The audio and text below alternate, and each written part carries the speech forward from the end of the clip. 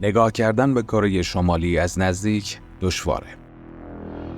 اگه میخواید به کره شمالی سفر کنید، تنها میتونید در تورهای رسمی شرکت کنید، جایی که اجازه ندارید بدون راهنما از هتل خارج بشید. این راهنما فقط اون چیزی رو که باید ببینید به شما نشون میده و به عنوان منبعی برای فهمیدن زندگی روزمره توی کره شمالی، تنها داستانهای فراریان کره شمالی رو داریم. به دلیل اطلاعات محدود، فرضیات نادرست زیادی وجود داره و کره شمالی به عنوان مکانی عجیب و غریب به تصویر کشیده میشه. با این حال جهانبینی که این کشور رو هدایت میکنه به ندرت مورد توجه قرار میگیره که بدون مطالعه ایدئولوژی اون بحث درباره نحوه برخورد با این کشور غیر ممکنه. برای درک ایدئولوژی اونها باید به گذشته نگاه کنیم. شبه جزیره کره بین دو تا دریا قرار داره. دریای زرد در غرب کره و دریای ژاپن در شرق اون. کره جنوبی اون رو دریای شرقی مینامه. هر دو طرف کشور همسایه‌ها دو قدرت رقیب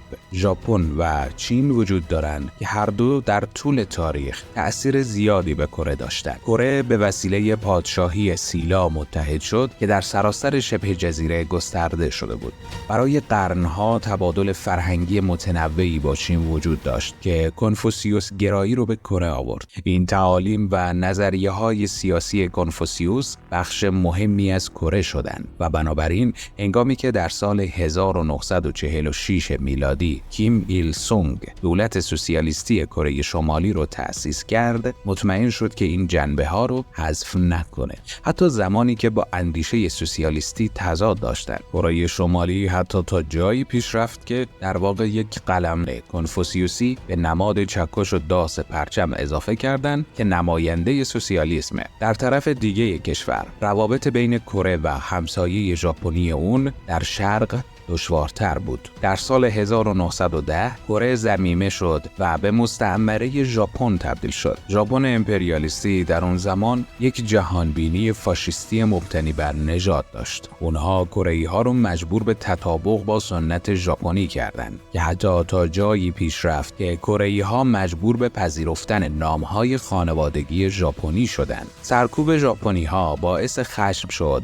و صدها هزار کره‌ای در اعتراض به اشغال ژاپن در آنچه به حرکت اول مارس تبدیل شد تظاهرات کردند. اگرچه ژاپنی‌ها موفق به سرکوب اعتراضات شدند، اما این منجر به تغییر تاکتیک ژاپنی‌ها شد. به جای محروم کردن کره‌ای‌ها از فرهنگ خودشون، ژاپنی‌ها شروع به حمایت از ناسیونالیسم کره‌ای کردند و ایدئولوژی نژادی خودشون رو به کره گسترش دادند. اونها می‌خواستن که کره‌ای‌ها به کره‌ای بودنشون به تاریخ و فرهنگ خودشون افتخار کنن، اما در عین حال میخواستن به تعلق به این یاماتوی بزرگ هم افتخار کنن. بنابراین اگه کره شمالی در اخبار به عنوان آخرین دژ کمونیسم توصیف میشه، شاید بهتر باشه کره شمالی رو به عنوان آخرین دژ فاشیسم ژاپنی ببینیم. تبلیغات نژادی کره شمالی تصویری رو تقویت میکنه که کره‌ای‌ها برتر از بقیه جهان هستند و برخلاف ایدئولوژی‌های سوسیالیستی دیگه افتخار ملی توی کره شمالی نقش مهمی داره و سنت‌ها سرکوب نمیشن بلکه پذیرفته میشن. در حالی که در تبلیغات شوروی یا چین کمونیستی زنان با لباس‌های انقلاب یا نیروی کار به تصویر کشیده میشدن، تبلیغات کره شمالی متفاوته و اغلب اونها رو با لباس‌های سنتی نشون میده. با ما ببین، با ما باش، در هر لحظه، در هر ماجرا. با شکست ژاپن در جنگ جهانی دوم کره آزاد شد، اما توسط نیروهای شوروی که از شمال اومدن و آمریکایی‌هایی که از جنوب اومدن. کشور کره در طول مدار 38 درجه تقسیم شد و دو دولت جداگانه تأسیس کردند. جنگی بین شمال و جنوب آغاز شد. یکی از اولین جنگ‌های نیابتی در میانه جنگ سرد و با پایان یافتن جنگ کره در 27 ژوئیه 1951 1953 هر دو کشور به منطقه غیر نظامی که تا امروز دو کشور رو جدا میکنه و عملاً مرز هست توافق کردند. تقریباً در همون مکان خط اصلی مدار 38 درجه. کره شمالی ها یک فرقه شخصیتی حول کیم ایل سونگ ایجاد کردند که به شدت از داستان‌های قهرمانی انقلاب چین مائو تسه تونگ الهام گرفته بود. بنابراین مائو تسه تونگ ادعا کرد که یک شاعر و البته از شهرت بین المللی خوبی برای شعرش برخوردار بود. بنابراین فرقه شخصیتی کره شمالی ناگهان به یاد نمایشنامه‌ای افتاد که کیم ایل سونگ در جوانی نوشته بود.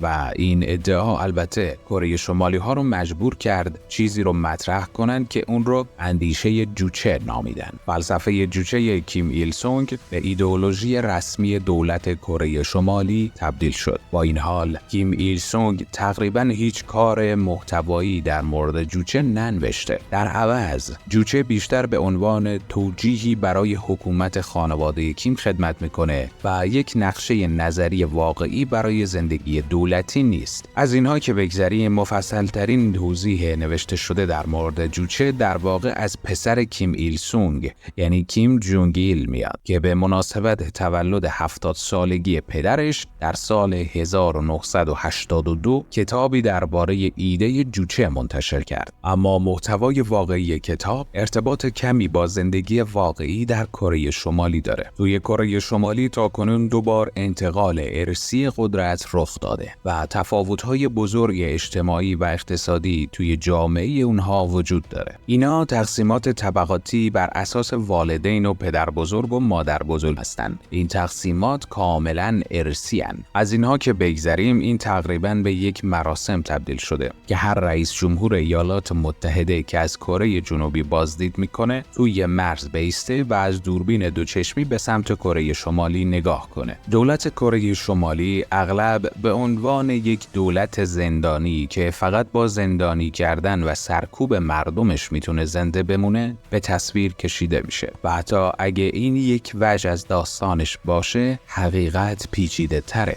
به عنوان مثال آلمان شرقی، جایی که بخش‌های بزرگی از جمعیت دقیقاً میدونستن که دولتشون به اونها داره دروغ میگه، برخلاف اینها تبلیغات کره شمالی در جاهایی که جمعیت بیشتره بسیار موثرتره. به اندازه موثره که گاهی اوقات ما هم میتونیم اونو باور کنیم. ما فقط میتونیم نام کمونیست رو به کره شمالی نسبت بدیم اگه معنای این کلمه رو باز تعریف کنیم. فراتر از اینها واقعاً چیز زیادی در مورد آنچه که در کره شمالی در جریانه به ما نمیگن.